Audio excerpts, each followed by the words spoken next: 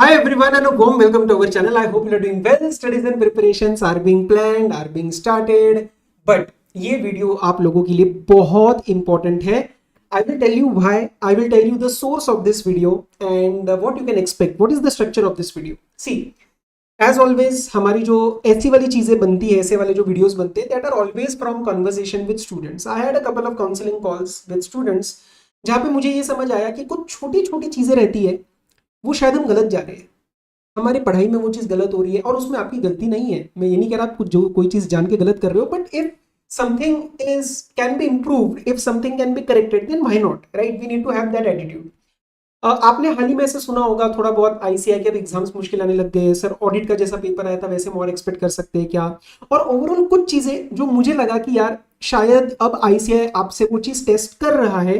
According to that we have to fine tune our studies. तो अपने को study change नहीं करनी है भैया. Everyone is going to study the same course, but there will be a way of difference of study. We have to study things differently. There are 6 points which I have collated here, which I feel students are not implementing to the 100%. Okay, इसमें से मैं आपसे I think total एक 7-8 minute लूंगा आपसे, and I will quickly discuss the points. एक भी point आपको ऐसा लगे ना यार ये चीज शायद मैं नहीं कर रहा, मैं आपको बता रहा हूं ये सारे वही चीजें हैं जहां से आपको आउटपुट मिलने वाला है. तो even if that one point you catch and that helps you improve the subject, that helps you improve your marks, my work will be done here. ठीक है, स्टार्ट करें. चलो आ जाओ. तो कोई इधर उधर की बात नहीं. Change the way you study, incorporate these small result yielding changes. मैं इसकी गारंटी दे रहा हूं. आप इसको स्टार्ट करना, इनकॉर्पोरेट करना एंड ट्राई टू नोटिस कि यार इसमें से मैं क्या क्या चीज नहीं कर रहा था. और 2 दिन 4 दिन में रिजल्ट नहीं समझ में आएगा, 30-35 डेज में रिजल्ट समझ में आएगा, and you only have 2 months after the results. So please start incorporating whenever you start your study. पहला, कीप इन टच स्ट्रेटेजी. याद करो कितनी बार ऐसा होता है sir, I have done my that particular topic, I have done my subject, and whenever I go to the next subject मेरा पुराना वाला मैं भूल जाता हूँ क्योंकि गैप आ जाता है. और एग्जाम टाइम पे फिर वो 1.5 दिन में सब कुछ रिवाइज नहीं हो पाता, and then I panic and I mess up the paper. ऐसा बहुत बारी हुआ होगा आपके साथ. मैं आपको सच बता रहा हूं, आप भूले नहीं हो, but there is an illusion. Mind आपको ये चीज बोल रहा है, कम्युनिकेट कर रहा है कि आप भूल चुके हो, बल्कि आप भूले नहीं हो. So there is a small effective way, this strategy, जो मैं पहले प्लान्स में बोलता था, अभी काफी टाइम से एक्चुअल प्लानर्स की वीडियो नहीं डली थी, तो मैं इसके अंदर आपको ये चीज बता रहा हूँ. Keep in touch strategy. What is keep in touch strategy?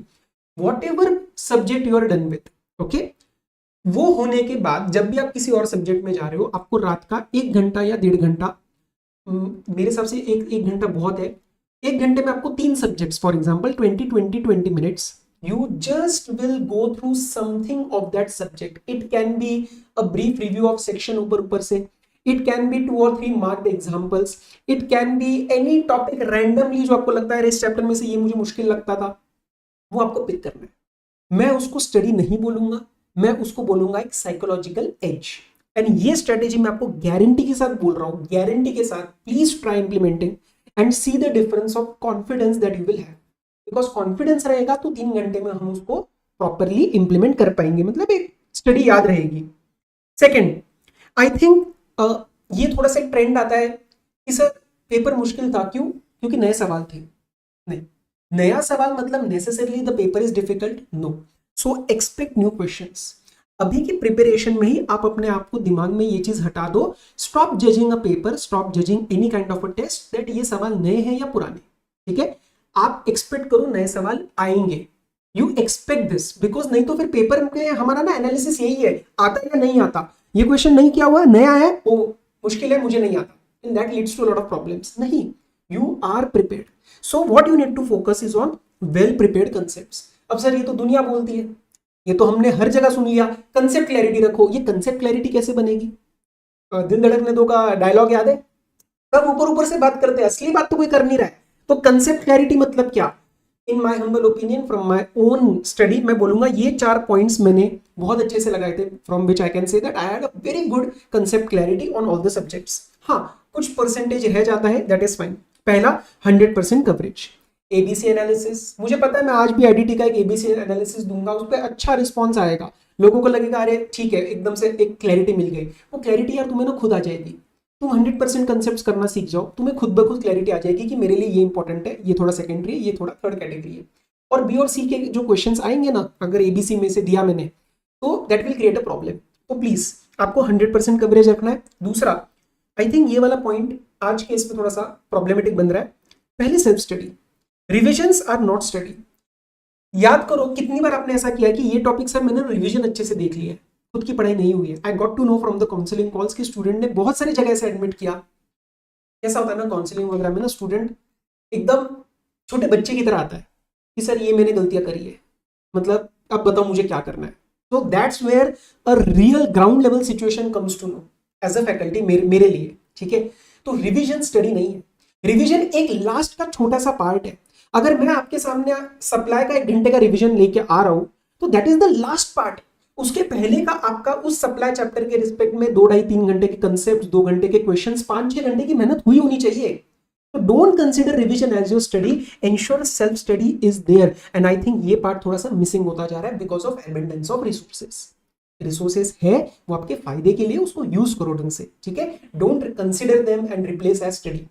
तीसरा, मिनिमम 3 टाइम। मैं आपको एक नंबर दे रहा हूं, लॉट ऑफ स्टूडेंट्स आजकल सर कितनी बार करना चाहिए। मैंने याद किया लिखने से पहले कि यार मैंने अपने टाइम पे मिनिमम 3 बार चीजें करी थी। कुछ टॉपिक्स ऐसे भी थे जो मैंने 4 बार करे थे, क्योंकि फर्स्ट टाइम मैं मानता हूं कि जैसे फैकल्टी ने पढ़ाया या आपने सेल्फ स्टडी किया, that is just you getting familiarised with the subject and topics. उसके बाद एक बार क्लास के साथ आप जो घर पे रिवीजन करते हो, और तीसरी बार आपकी खुद की सेल्फ स्टडी। बट उसके बाद भी कई बच्चे 1.5-2 दिन का एक टारगेट लेके उसको खत्म करते हैं बिफोर द पेपर। तो 3 से 4 बार आपका एक सब्जेक्ट होना चाहिए, ओके। एंड चौथा, रिटर्न स्टडी। रिटर्न स्टडी आपके रजिस्टर के रजिस्टर भर जाने चाहिए। देखो ये हो रहा है या नहीं हो रहा, चाहे थ्योरी पेपर हो चाहे प्रैक्टिकल पेपर हो। प्रैक्टिकल पेपर में जितना लिखोगे सिली मिस्टेक्स कम होंगी, थ्योरी पेपर में जितना लिखोगे उतना कंसेप्ट लॉन्ग टाइम तक याद रखेगा, ठीक है। So please ensure you are doing return study. Theory है ऊपर से कर लिया, तभी फिर वो नींद आती है, चीजें ढंग से नहीं होती है। So written study is very very important. और मैं आपको एक और चीज बोलूं, घर पे ना लेट मिस्टेक्स हैपन। आप अगर रिवीजन से डायरेक्टली पढ़ोगे, ऑलरेडी कंडेंस्ड इधर उधर के शॉर्ट पॉइंटर नोट से पढ़ोगे, तो वहां पे ना आप अपने आप को गलतियां होने का मौका नहीं दे रहे हो। और जब घर पे गलतियां होती है ना, at that point you learn, that is the point where you understand the concept. यार ये मैंने गलतियां करी और उसके बाद मैंने ये चीजें ठीक करी, and that creates a very good impact in your exam कि हाँ यार वो चीजें याद रह जाती है। तो आई थिंक ये थोड़ा सा कम हो रहा है आजकल बच्चों में। देखना, इसको निगेटिवली मत लेना, मैं आपके भले के लिए, मतलब I am here only talking about what can benefit you. So do maximum study. पहले सेल्फ स्टडी अच्छे से करो, मतलब क्लास के बाद अपनी सेल्फ स्टडी करो, and let mistakes happen at home, don't get discouraged, ठीक है। दूसरा, हाँ एक ये होता है ना क्वेश्चंस के साथ कि सर मैं उस चैप्टर के उस सब्जेक्ट का सिर्फ क्वेश्चन आंसर करके जाऊं, मेरे पास एक स्कैनर मिला है, ये स्कैनर में पिछले 4 अटेम्प्ट 5 अटेम्प्ट के सारे सवाल कर जाऊं। कंसेप्ट तो दोस्तों में करने पड़ेंगे, कंसेप्ट के बिना काम नहीं चलने वाला है, ठीक है। MCQ practice self. अब जैसे फॉर एग्जांपल आईडीटी, मैं अपने सब्जेक्ट की बात करता हूं, जीएसटी के मैंने टेलीग्राम चैनल पे एमसीक्यूज रन किए थे। अब ऑब्वियसली वो टाइम अपने पास 2 अटेम्प्ट के बीच में नहीं रहेगा कि मैं सारे चैप्टर के करवा पाऊंगा, बट कुछ मैं चेरी क्वेश्चंस जो उसके अंदर पिक करूंगा। एमसीक्यू की प्रैक्टिस आपने कितनी करी है? अब जैसे आईडीटी में मैंने वो वाले दिए थे, प्लस एमटीपी के रहते, आरटीपी के रहते, ऐसे आपने सारे सब्जेक्ट्स के कितने किए थे? MCQs is a very good chance to score well, and at home when you do your MCQs you will understand your mistakes. तो एमसीक्यू की प्रैक्टिस आपकी होनी चाहिए। और सेल्फ, ये नहीं कि एमटीपी आया, सर का एमटीपी का जीएसटी का वीडियो ओपन करके साथ साथ सर के साथ सॉल्व कर लिया, समझ आ गया। समझ तो आ जाएगा यार, लेकिन खुद किया, गलतियां हुई, अगेन सेम पॉइंट। तो एमसीक्यूज की प्रैक्टिस बढ़ाओ। आप बाकी सब्जेक्ट्स के लिए भी देखना, मैं कोई ना कोई सब्जेक्ट में के लिए some faculty would be doing this kind of an initiative कि टेलीग्राम वगैरह पे एमसीक्यूज रन हो रहे होंगे, ठीक है। नेक्स्ट, वेरी अंडररेटेड पॉइंट, मैं आईडीटी में सब बच्चों से क्लास में बनवाता हूं, one notebook for each subject which will contain 150 to 200 points, जो कि टिपिकल आपकी मिस्टेक्स हो रही है। एग्जाम्पल, मैं जीएसटी पढ़ रहा हूं, मेरे जीटीए के अंदर, आरसीएम के अंदर गलती होती है, 1 बार हुई, 2 बार हुई, या फिर पढ़ते वक्त क्लास में या सेल्फ स्टडी के टाइम आई फेल्ट, वो जो इंटरनल फीलिंग होती है, इंटेंजिबल फीलिंग रहती है, यार ये ना मजा आया ये पॉइंट सुन के, या फिर ये ना अच्छा पॉइंट है, इसमें गलती हो सकती है। You make a note of it, you right in Hindi, you right in mix, you right in English, और लोकल लैंग्वेज आपकी डज नॉट मैटर, ये आपके लिए डायरी बनेगी। और ये 200 पॉइंट्स मुझे याद है, मैंने अपने सारे सब्जेक्ट्स के लिए बनाए थे, and I used to review that before exam. मैं 2 बजे से पहले वो एग्जाम मतलब सुबह 9-10 बजे एक बार वो देख के जाता था। It use to take 40-45 minutes and apart from that this can be a good revision in your self study में। सेल्फ स्टडी कह रहा हूँ, keep in touch strategy as well.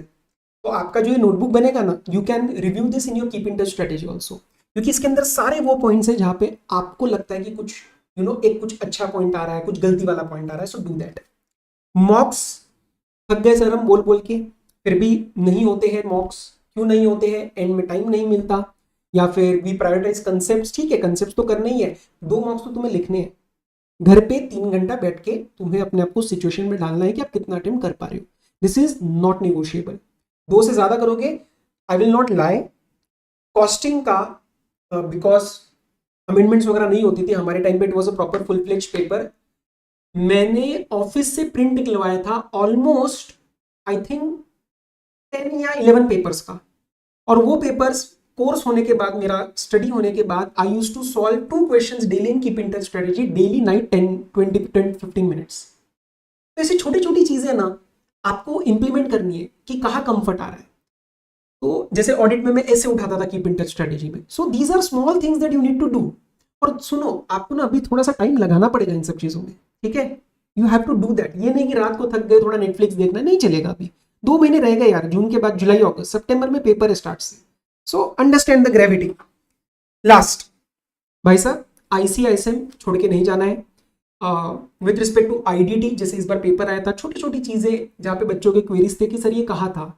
I know lot of faculty books जहाँ पे कुछ चीजें cover नहीं थी। It is not about a question of naming और blaming anyone.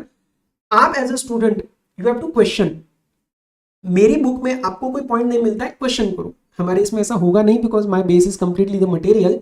But start judging the books quality, not the quantity. मुझे आज भी बुरा लगता है, and I have had this conversations with many students. Student कहते हैं सर आपके आईडीटी की बुक के पेजेस कितने हैं?